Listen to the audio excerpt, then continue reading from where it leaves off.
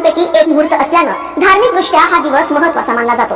गुढीपाडव्याला सकाळी सूर्योदयानंतर गुढी दारात उभारली जाते। गुढी जशी शुभ मुहूर्तावरती उभारली जाते तशीच ती संध्याकाळी शुभ मुहूर्तावरती विधिवत खाली उतरवली जाते। यंदा विधिवत मुहूर्तावरती गुढी उतरवण्याची वेळ कोणती आहे सांग, पण त्याआधी हा व्हिडिओ शेवटपर्यंत पहा। गुढीपाडवा यंदा 19 मार्च रोजी आहे। या दिवशी गुढी सूर्योदयानंतर शुभ मुहूर्तावरती उभारली जाते। तसंच गुढीला उतरवताना देखील मुहूर्त आहे, माहितीये ना?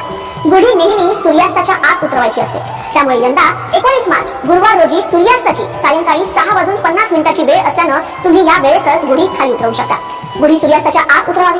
सायंकाळी उतरवताना सर्वप्रथम गुढीला हळदी कुंकू वाहावं, हार फुलं अर्पण करावी। गुढीला साखरेचा किंवा कोणत्याही गोडाचा नैवेद्य द्यावा। धूप दीप अगरबत्ती लावून गुढीची पूजा करावी। त्यानंतर नमस्कार करून गुढीला सावकाश खाली उतरवावं। आता तुम्ही म्हणाल उतरवल्यानंतर त्यातील साहित्यांचं काय करायचं? तर गुढीला बांधलेला कडुलिंब हा औषधी असल्यानं तो तुम्ही खाऊ शकता किंवा घरातील धान्यात ठेवू शकता। तसंच गुढीची साखरेची घाटी सुद्धा तुम्ही खाऊ शकता।